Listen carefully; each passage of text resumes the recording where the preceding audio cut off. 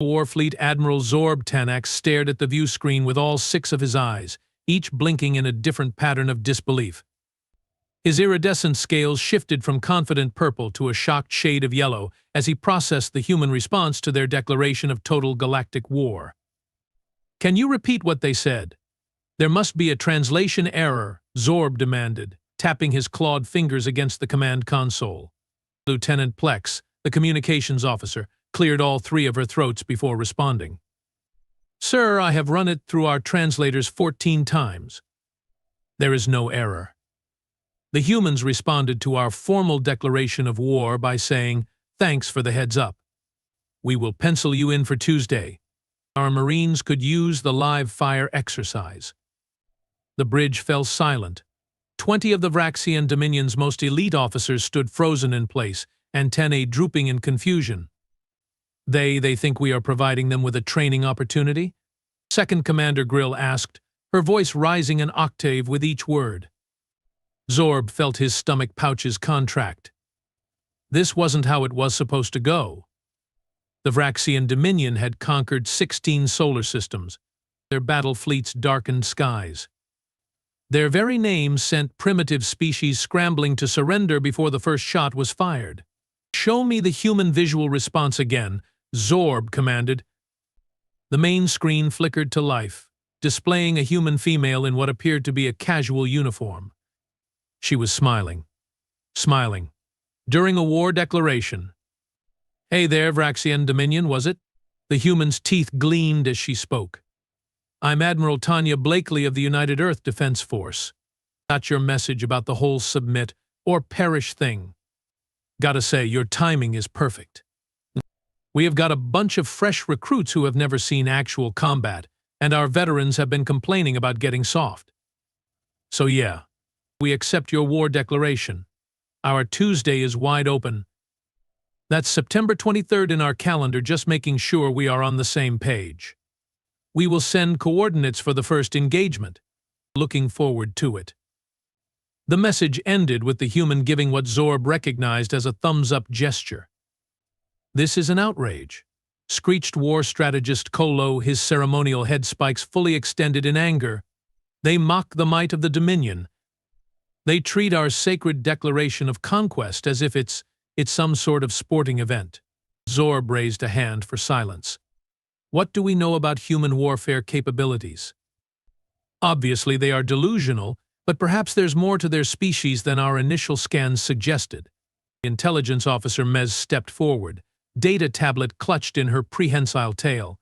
"Sir, our information is limited. Humans are relatively new to interstellar travel, only venturing beyond their home system within the last 70 years. They have had no major conflicts with other spacefaring species, though they did help the Altuvians with a pirate problem near Tau Ceti." "And what about their own history? Have they fought among themselves?" Zorb asked. "Damn!" Mez's scales shifted to an embarrassed orange. "Well, sir, that's where things get concerning. Humans have been fighting each other continuously for their entire recorded history. Their planet has never known a time of complete peace.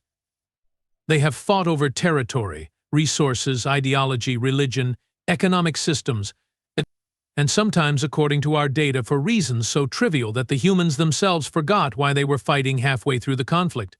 A nervous ripple of pheromones spread through the command bridge.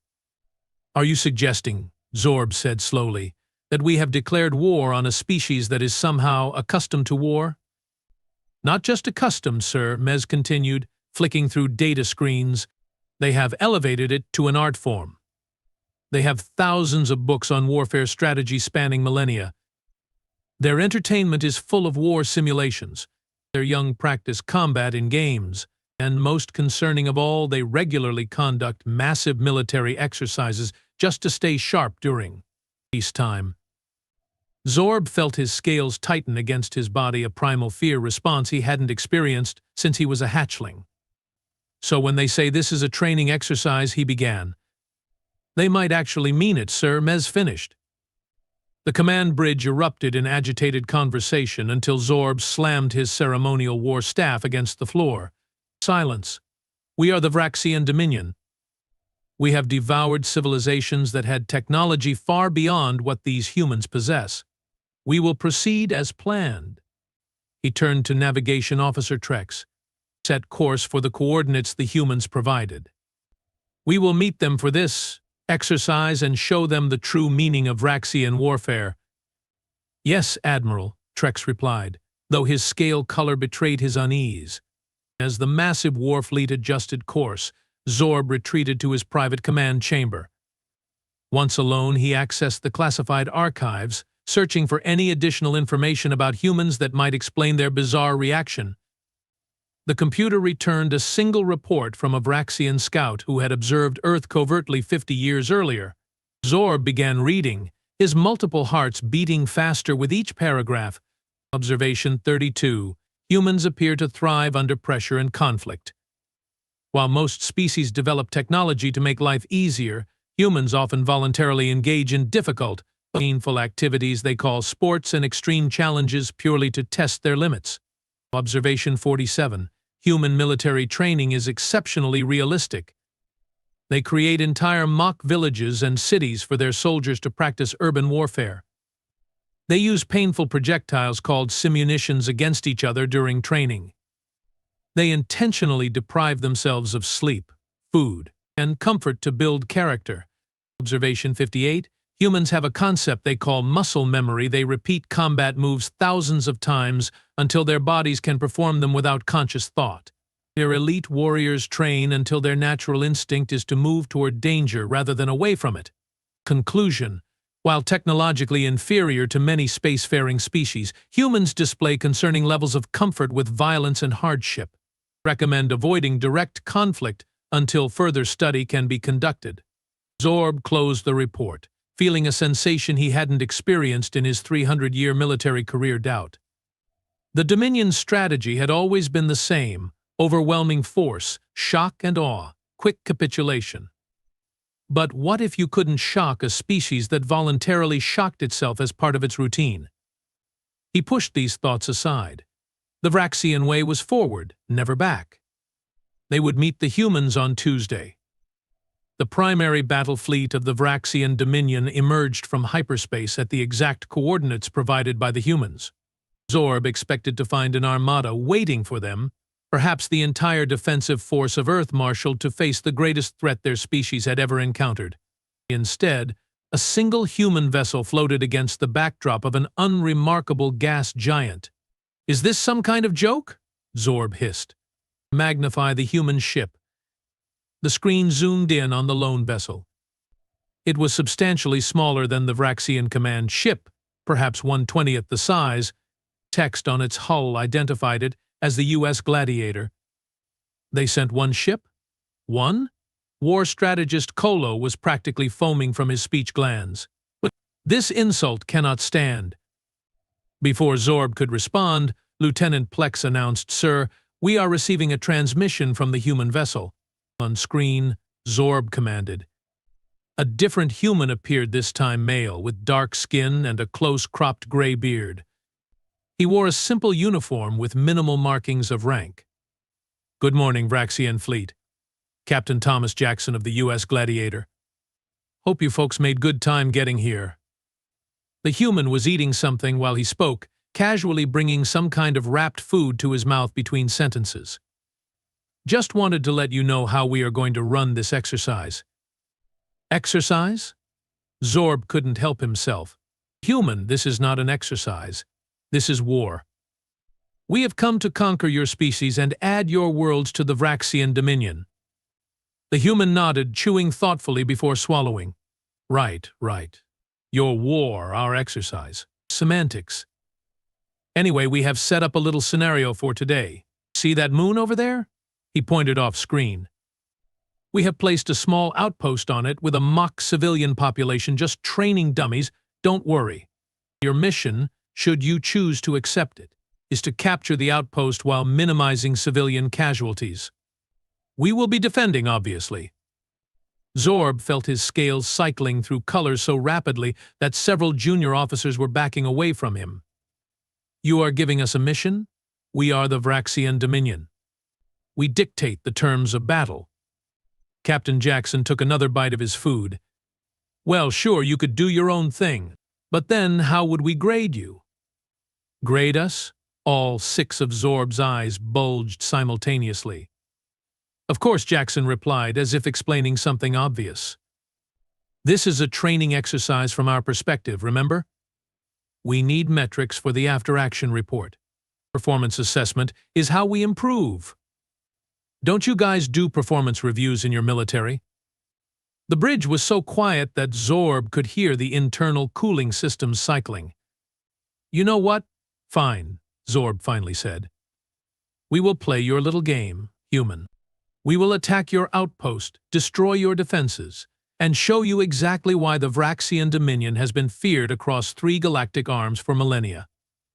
That's the spirit. Jackson grinned. Exercise begins in 30 minutes. Good luck. Oh, and we will be using low-yield weapons for this round. No sense going full apocalypse on the first day. Being Jackson out. The screen went dark. Low-yield weapons? Second Commander Grill whispered. They are treating this like a game. Prepare all ships for combat, Zorb ordered. Full complement of warriors ready for ground assault. I want that outpost taken within 1 hour. And the weapons, sir? Weapons Officer Zark asked. Should we also use reduced firepower? Zorb considered this. Part of him wanted to obliterate the tiny human ship and the moon it was protecting with the Dominion's planet cracker cannons. But another part, the cautious tactician that had kept him alive through countless battles, suggested it might be wise to learn more about human capabilities before revealing the full extent of Vraxian firepower. Level 3 weapons only, he decided. Enough to destroy their defenses but not vaporize the entire moon. I want to see how they fight. 30 minutes later, the first shots of the war or training exercise, depending on perspective, were fired. The battle did not go as expected. First, the single human ship somehow managed to evade concentrated fire from 12 Vraxian cruisers, moving with an agility that should have been physically impossible for a vessel its size. How are they doing that? Zorb demanded as another volley of plasma torpedoes missed the Gladiator by mere meters. Unknown, sir, Tactical Officer Vreen responded. Their maneuvering capabilities exceed our intelligence estimates by approximately 340%. Second, when the Vraxian landing crafts approached the lunar outpost, they discovered a defensive perimeter that hadn't been visible from orbit, a complex network of bunkers, automated turrets, and what appeared to be minefields. Sir, came the frustrated voice of Ground Commander Fex over the comm. The humans have constructed elaborate defenses. This was supposed to be a simple outpost. Overcome them, Zorb ordered. You have 6,000 warriors at your disposal. Yes, sir, but Fex's transmission was interrupted by an explosion. When it resumed, there was dust visible in the background. Sir, the humans are using the terrain against us. They have channeled our approach into killing zones, and they appear to be, sir, taking notes during the battle. What do you mean, taking notes? Zorb asked. Some of them have small devices they are speaking into between firing at us. I caught a transmission. Note that Vraxian troops bunch up when encountering obstacles. Potential tactical vulnerability. Zorb slammed a fist onto his command console. They are studying our tactics during an actual battle. It gets worse, sir, Fex continued. We captured one of their defensive positions and found training materials inside. Actual printed manuals titled Xeno-Combat Protocols, Vraxian Edition. They have been preparing specifically for conflict with us. The third surprise came when the human ship suddenly accelerated toward the Vraxian fleet, weaving between the much larger warships and causing them to hold fire lest they hit their own vessels. What are they doing?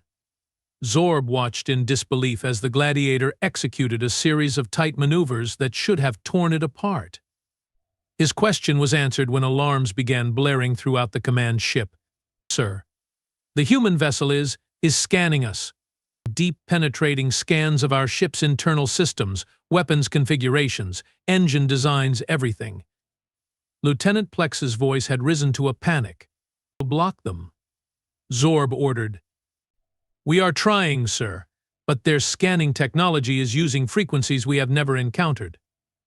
It's bypassing our security protocols like they don't even exist. Zorb realized with growing horror what was happening. This isn't just a training exercise for their warriors, he said slowly. They are gathering intelligence on our entire military capability.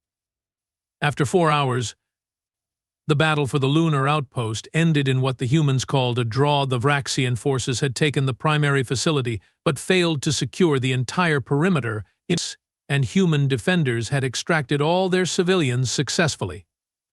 Captain Jackson's face appeared on the command screen again, now with a small cut above one eye, but looking irritatingly cheerful. Not bad for a first engagement. You guys have some interesting tactics, a very aggressive approach, good unit cohesion, points deducted for excessive focus on central targets while neglecting perimeter security. And your communication encryption could use some work. We were listening to your command channels within the first 20 minutes. He checked something off screen. Overall performance grade B-, respectable, but room for improvement. We will see you tomorrow at these coordinates. A data packet arrived with precise navigational information. Same time? Jackson asked with a grin. Zorb stared at the human captain, speechless with rage and, though he would never admit it, growing concern. We will be there, he finally managed to say. And we will not underestimate you again. That's the spirit. Jackson's smile broadened. Oh, by the way, tomorrow we are bringing 2 ships. Figured we'd make it more interesting. Sleep tight. The transmission ended. The command bridge remained silent as Zorb contemplated their situation. After several minutes, he turned to Intelligence Officer Mez. Contact the High Command. Tell them we need reinforcements. How many ships should I request, sir? Mez asked. Zorb looked out at the stars, his scales shifting to a deep, worried blue. All of them. Back on the Gladiator, Captain Jackson ended the transmission and turned to his executive officer. What do you think, Amanda? Did we sell it? Commander Amanda Reeves nodded, reviewing battle data on her tablet. They bought it completely, sir. They have no idea that they just faced the equivalent of our Coast Guard training vessel. Jackson sighed, leaning back in his chair. Good. Let's keep it that way as long as possible. The real fleet needs time to mobilize. He looked at the tactical display showing the massive Vraxian battle group. And something tells me we are going to need every ship we can get. Do you think they will figure it out, sir? That we are stalling? Jackson shrugged, a grim smile forming on his face. Eventually. But by then it won't matter. He tapped his console, bringing up the classified feed from Earth Command showing hundreds of warships moving into position throughout human space. Because while they are playing our game, thinking they are the predator, we will be ready to show them they are actually the prey, Reeves finished. Exactly, Jackson nodded. Now let's prepare for tomorrow. I want to see if we can drop their performance grade to a C+. As the Gladiator set course for the next rendezvous point, the crew began preparing for Day 2 of what they were officially calling Operation Schoolyard. Meanwhile, deep in Vraxian territory, 16 battle fleets were receiving unexpected recall orders, pulling them from conquered worlds across the galaxy to deal with what High Command was beginning to suspect might be a much bigger problem than anyone had anticipated. The humans had a saying that would have sent chills down Zorb's spine if he'd known it. In preparing for battle, I have always found that plans are useless, but planning is indispensable. The war had just begun, but the training was already well underway. The next 3 days followed a similar pattern. Each training exercise featured more human ships than the last. 2 ships became 4. 4 became 9. The humans called it gradually increasing difficulty parameters. Zorb called it psychological warfare. After each engagement, Captain Jackson or another human officer would provide a detailed critique of Vraxian performance, but complete with helpful suggestions for improvement, suggestions that were somehow both genuinely useful and deeply insulting. Your shield harmonics are too predictable. Try randomizing the frequency modulation. We were able to calibrate our weapons to bypass them after just 6 shots. Your ground troops rely too heavily on frontal assaults. Have you guys ever heard of flanking maneuvers? We have got some basic tactical manuals we could share if you are interested. Those cloaking devices on your scout ships are pretty neat, but they give off radiation signatures that our sensors can detect from half a system away. Might want to look into that. War strategist Kolo had to be sedated after the 3rd debriefing session. On the morning of the 5th day, as the Vraxian fleet prepared for yet another exercise, Zorb gathered his senior officers in the secure war room. The atmosphere was tense, scales shifting between anxious yellows and frustrated reds. "This cannot continue," Zorb said, pacing the length of the tactical table. "We are the Vraxian Dominion. We do not participate in training games. We conquer. We subjugate. We are not students." "The reinforcements from High Command will arrive tomorrow," Second Commander Grill reminded him. 16 additional battle fleets. The largest mobilization in Dominion history. Zorb stopped pacing. "And what if that's still not enough? Have any of you considered that possibility?" The room fell silent. Intelligence Officer Mez cautiously raised a hand. "Sir, I have been analyzing the human ships we have encountered so far. There's something odd about them." "Explain," Zorb demanded. Mez activated the holographic display in the center of the table. "These are the specifications of the 9 human vessels we faced yesterday. Note the manufacturing designation codes on their hull plates." "What about them?" Weapons Officer Zark asked. "They are all training vessels," Mez said, "specifically designated for cadet instruction and planetary defense drills, not front-line warships." A wave of uneasy pheromones filled the room. "Are you suggesting," Zorb said slowly, "that the humans have been fighting us with their equivalent of classroom simulators?" "Yes, sir," Mez confirmed, "and there's more. I have been intercepting their communications when possible. They keep referring to something called Operation Schoolyard, and they mention the real fleet repeatedly." Zorb felt his primary heart skip a beat. "They have been stalling us." "It appears so, sir," Mez agreed. "The question is, why?" Before anyone could offer a theory, Lieutenant Plex's voice came over the intercom. "Admiral, we are receiving a transmission from the human command ship. Captain Jackson is requesting to speak with you." "Put him through to the war room," Zorb ordered. Jackson's face appeared on the main screen. The human looked more serious than usual, though Zorb still detected that infuriating hint of amusement in his eyes. "Good morning, Admiral. Hope you slept well. I'm calling about today's exercise. There's been a slight change of plans." "What kind of change?" Zorb asked, trying to keep the suspicion from his voice. Jackson smiled. "We are moving to the advanced course. My superiors feel you have mastered the basics, so it's time to increase the challenge. New coordinates are being transmitted now, but please arrive within the next 6 hours.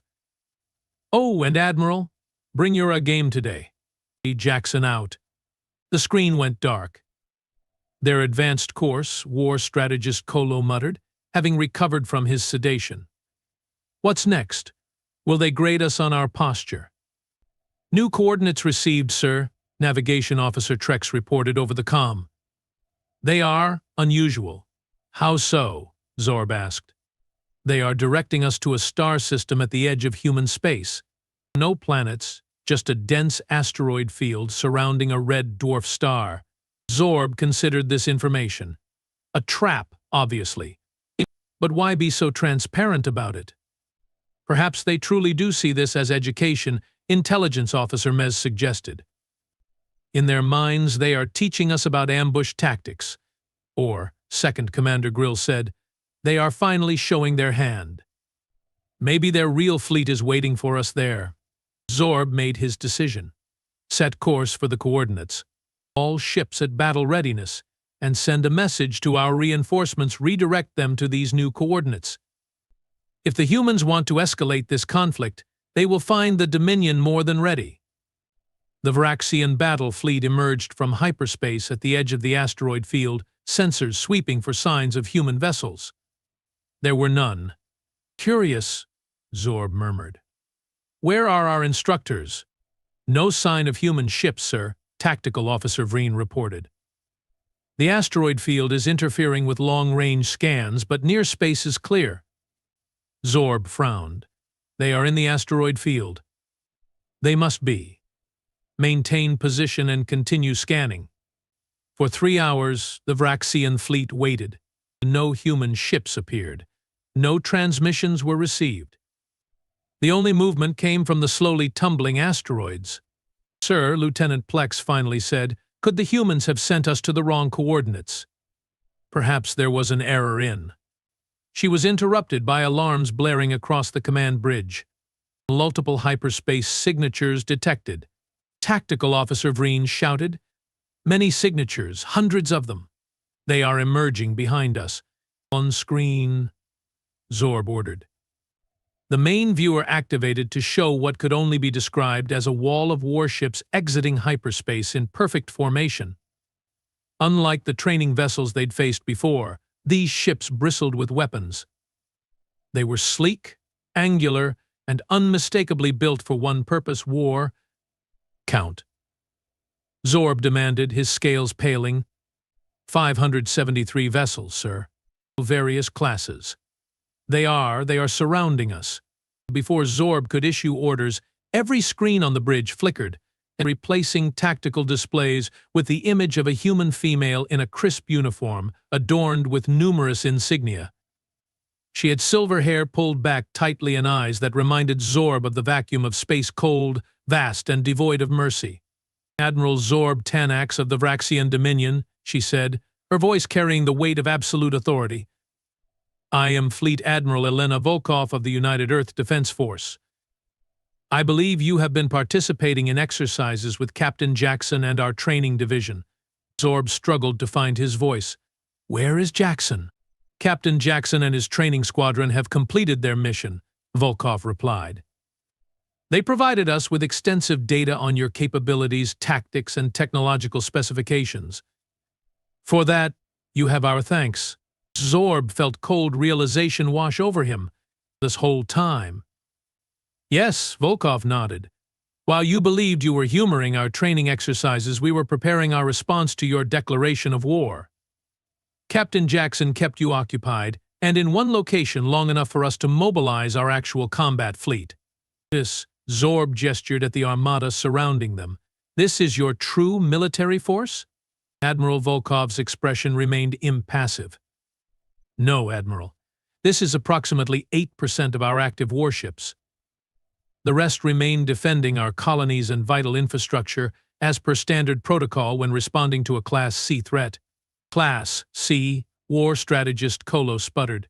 "Our threat classification system ranks potential adversaries from Class E, minimal threat, to Class A, extinction-level threat," Volkov explained. "Your Dominion was initially assessed as Class D, but after analyzing your technology and tactics, we have upgraded you to Class C, a significant regional threat, but not an existential one." Zorb felt something he had never experienced before: the creeping sensation of being prey rather than predator. "I have been authorized to offer terms," Volkov continued. "You have 2 options. Option 1, you surrender immediately, agree to non-aggression and reparation treaties, and return to your territory with a human diplomatic contingent to oversee your disarmament. Option 2. She paused. "Well, Captain Jackson informs me that you are familiar with human training methods. Option 2 would involve a practical demonstration of our non-training weaponry." Zorb looked around his command bridge. His officers, the pride of the Vraxian Dominion, stood frozen, their scales displaying colors of fear and defeat. Then he checked the tactical display showing the overwhelming human force surrounding them. "What about our reinforcements?" he asked, playing for time. Volkov's expression might have held a hint of pity. "Admiral, did you really think we weren't monitoring your communications? Your reinforcements will arrive to find either a diplomatic solution in progress or the remnants of your fleet. The choice is yours." Zorb's mind raced. 16 more battle fleets were on their way, if he could stall long enough. As if reading his thoughts, Volkov added, "I should mention that we have deployed hyperspace inhibitors throughout this system. Once activated, no ships will be able to enter or leave for approximately 72 hours. More than enough time to resolve our situation one way or another." "You have thought of everything," Zorb said bitterly. "Not everything," Volkov replied. "Just everything you might do. We have had extensive practice planning for these scenarios." "With whom?" "You said you have had no major conflicts with other spacefaring races." For the first time, Volkov smiled. It was not a comforting expression. "Admiral, when you have no external enemies to fight, you plan for the enemies you might someday face. We have thousands of simulated first contact gone wrong scenarios.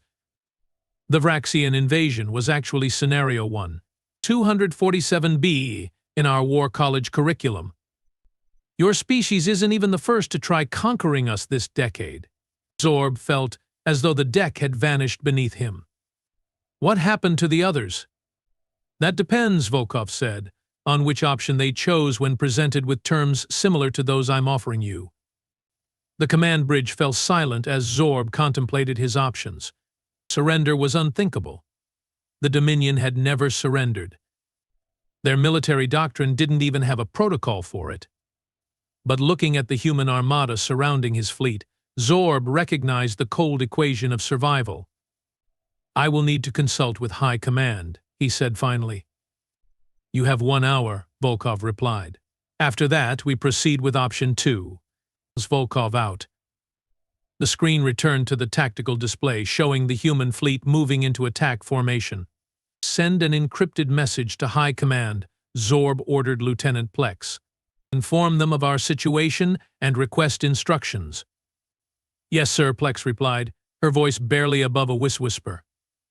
"And if hyperspace communications are being blocked as well?" Zorb sank into his command chair. "Then we make the decision ourselves."